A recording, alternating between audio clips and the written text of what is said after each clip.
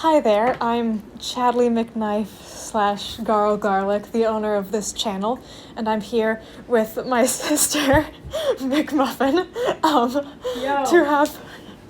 to have a discussion about Enter the Florpus, Invader Zim Enter the Florpus, which we just watched last night. Yes. So we're going to start with overall first impressions.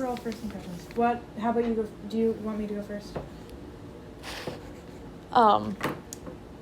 Sure. Okay. My first impression, like right when the movie ended, it was definitely very, just a lot in one movie. It wasn't a very long movie.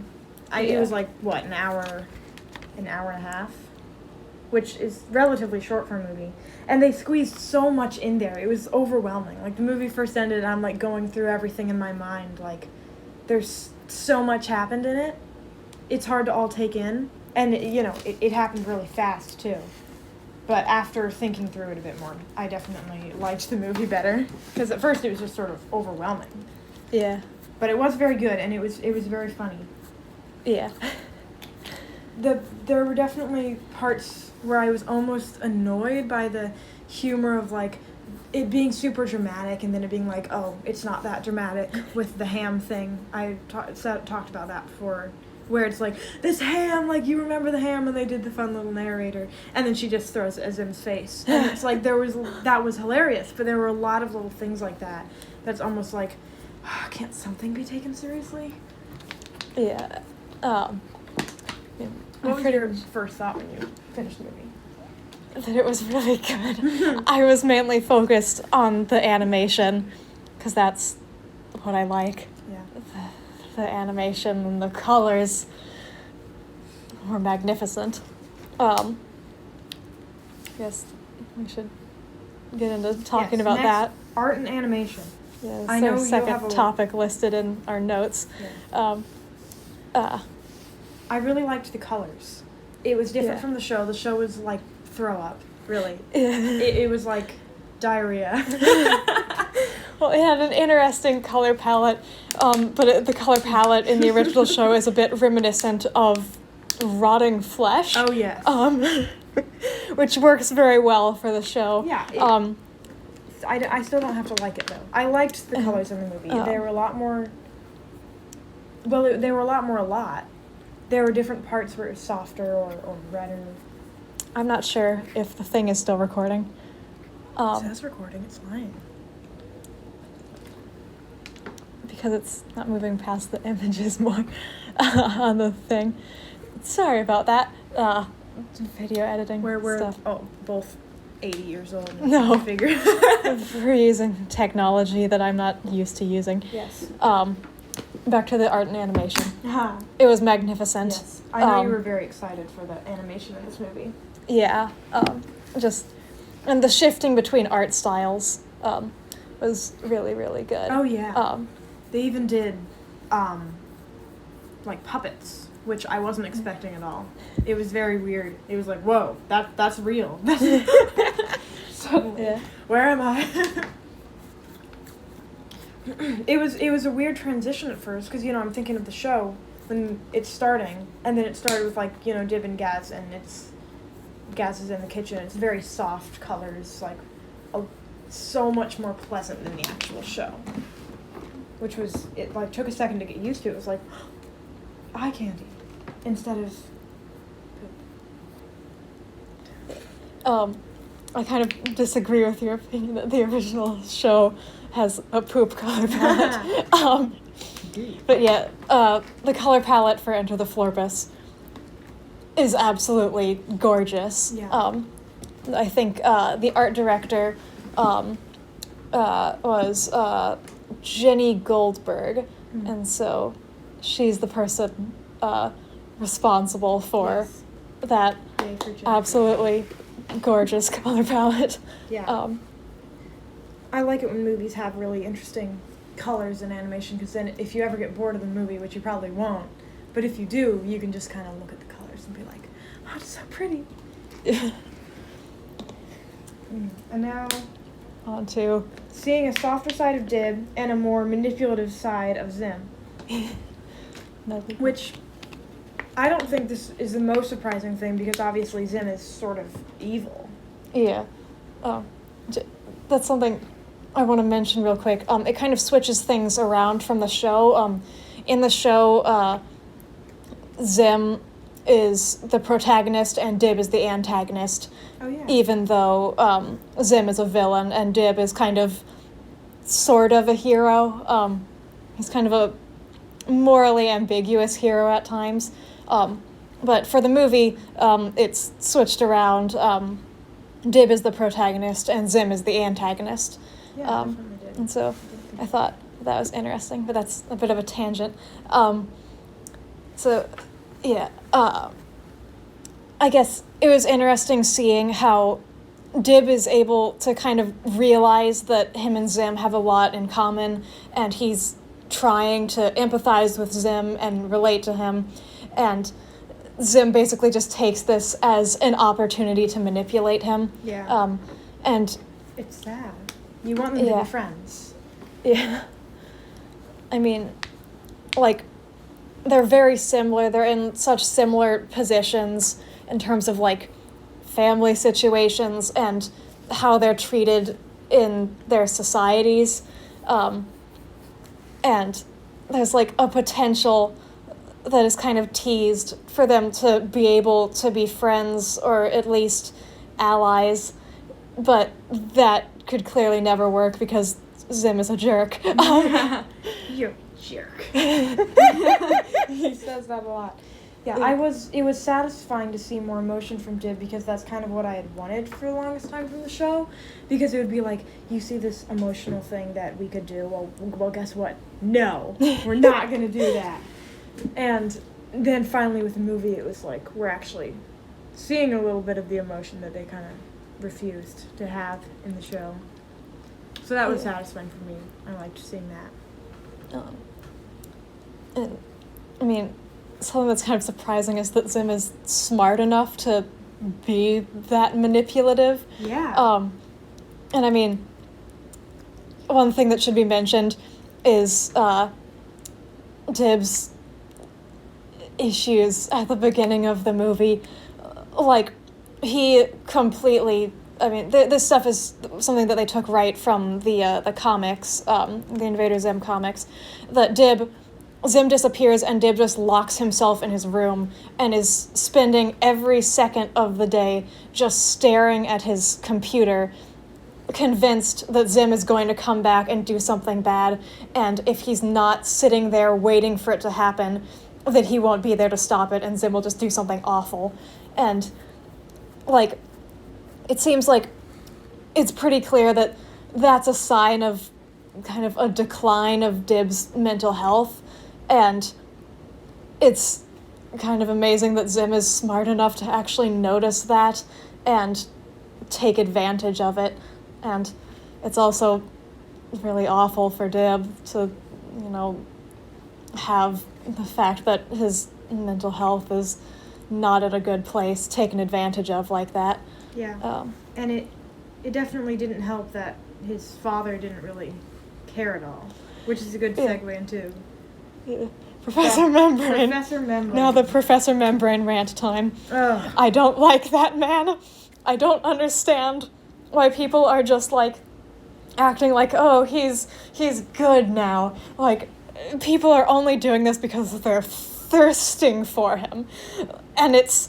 Yeah, it was definitely a weird moment when he was like, I've always been proud of you, because it's like, okay, whatever, that doesn't matter, because he never, I mean, it does not matter, but he never acted on it. He never treated Dib like he was proud of him, and he was always, my poor insane son, and not supporting what Dib was doing. He can't just fix it all by saying, I was always proud of you, while at the same time denying that everything that's happening is actually a hallucination. Yeah. Like, the fact, like even if it's true that, like, that whole time that he was treating Dib so badly, he was proud of him, that still doesn't, like, the emotion behind it doesn't change the actions or the effect of the actions. Yeah, it would have been funny if Dib was just like, well, you had a funny way of showing it, and then just threw him. Like, no, that's too dark. That's too dark. No. Goodbye. But, like, no. Like, just like what I was saying about what was going on with Dib locking himself in his room, they almost made Professor Membrane's response worse in Enter the Florpus than it was in the comics. Because, like, in the comics, he at the very least seems to know what's going on, and he just doesn't care enough to intervene. In Enter the Florpus, he clearly doesn't even care enough to try and figure out what's going on. He thinks that Dib has given up his interest in the paranormal, and that clearly isn't the case, but he doesn't care enough to try and, like, find out what's actually going on. Yeah. And just... It was nice to see Gaz and Dib working together a little bit more. Yeah. Because normally Gaz is just killing him. Yeah. In the show. But in this, she was way more on his side. Even though she's always been closer to Professor Membrane than Dib has. She was...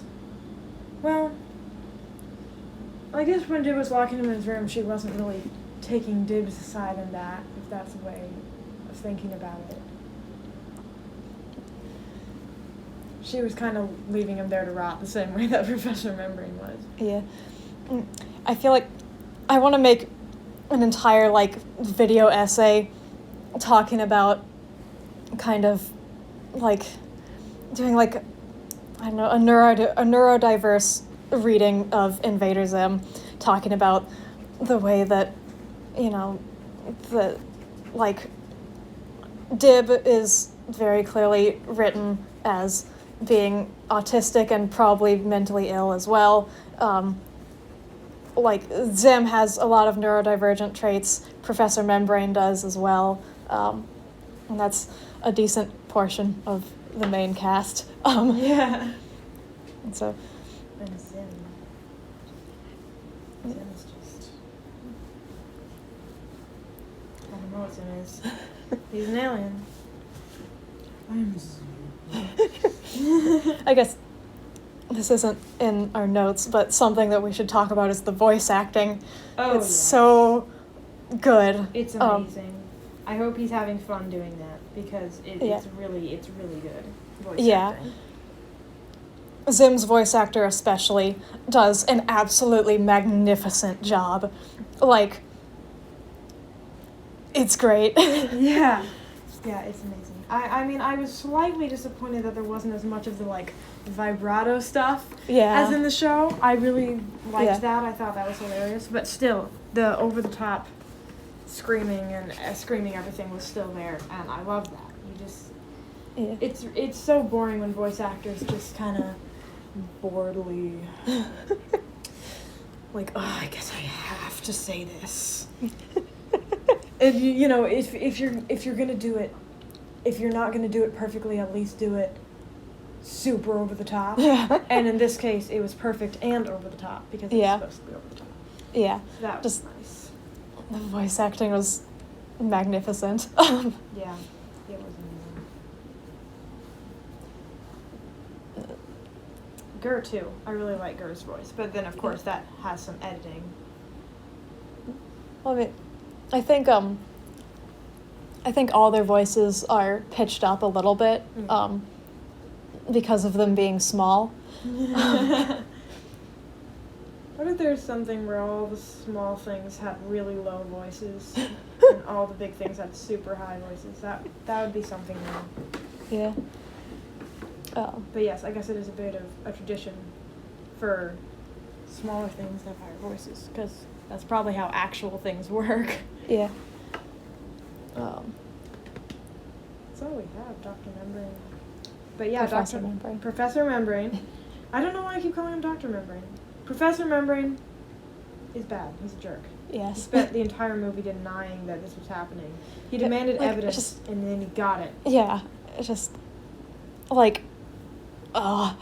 And he was still like, all just a hallucination. And it was funny because he's supposed to be smart, and, you know, he's seeing all this, he's just like, yep, this is a hallucination, which is almost like, oh, well, I guess he's just stupid.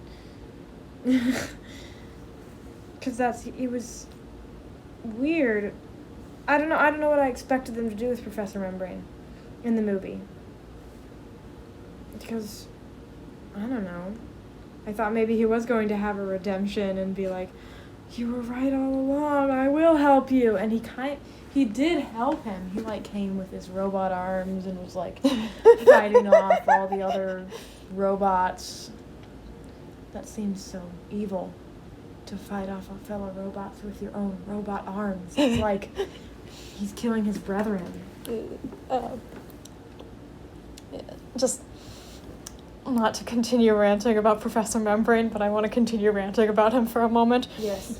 All the traits that he criticizes in Dib are the same traits that he has. Yeah. Like, it's just the difference. Obsession. The difference is that Professor Membrane's interests are more socially acceptable and Dib's aren't. Yeah. But, like, in general, like, a lot of the traits that he's criticizing in Dib are the exact same traits that he has. Yeah. Like, I don't like him. Some people are just terrible. He's one of them. Anything else we should discuss? I don't know. There are certain scenes with the animation that were so cool. The giant throne, the way that it was animated. It was scary. As it was rising up. That was beautiful. That was beautiful. Yeah, I'm gonna just like marching down with all the flaming peanuts. I mean, yay for Gur. That was an amazing idea. Gur is just beautiful as always. In the movie, he's lovely. Yeah. He's adorable. Yeah. He's like, what Also- was the moment where he's like, sometimes I worry about that boy? Yeah. And then also Minnie Moose. Oh, Minnie Moose. Everybody Minnie loves. Moose. Minnie Moose is the best. Yeah. It's good. Good song. Minnie Moose. What is Minnie Moose's alignment? Chaotic good. Minnie Moose is neutral. Minnie Moose Neutral. is True neutral. Is that what it's maybe. called? Like, Minnie Moose is simply vibing, Yeah. and so is Gur, and I respect them both for that. Yeah. Like, Minnie Moose doesn't know or care that he just, like, was the power source for the end of the world. He Yeah. just was. yeah, That's his identity. He just is. Yeah. He is Minnie Moose. yes, Is he the offspring of the room with the moose in the room? I almost said the offspring of the serpent of old. no. Offspring of the serpent of old. I mean, I think he's a robot that Zim created. A robot? Yeah, that's how he was able to, like, come apart. Oh. I He's a forgot about robot. He's that. a little Because robot that Professor squeaks. Membrane is such a jerk and Minnie Moose is such an amazing human being. Minnie Moose is not a human being. Whatever he is. He's so amazing. It was, like, painful to see Professor Membrane, like, messing with Minnie Moose. Because it's like, get your filthy hands off of him. That is my child. But, yeah. I think that's all we wrote down to discuss. I can't think of anything else. Yeah. Trying to think of anything else to talk about. Yeah. I think that's pretty much all we have in terms of first impressions. Yes. So, Probably need to watch the movie a second time at some point yeah. to sort of absorb it a lot more. There's so many background details that just, like, I'm probably going to need to rewatch it a few gazillion times because I want to see all of them. Yeah. Like, one little background detail was, like, on the news when it's broadcasting the Peace Day celebrations, it says number of tramplings normal. like it says like I think like it was saying like reports are showing that the number of tramplings is normal. Oh my gosh. Who trampling what? People trampling each other. I mean that happens all the time. Yep. Yeah. But yeah, do you have an outro? No, I do not. Okay. So I guess I'll just summarize what I'm doing with this podcast. It's just an informal podcast for just like talking casually about pieces of media, because I'm wanting to start like writing proper formal videos analyzing things, to satiate my need to talk incessantly about my interests. Mm-hmm. But this is a non-scripted, like, no, I forgot the word, alternative to that, that, Yeah. yeah. But yeah. McMuffin and Chadley out.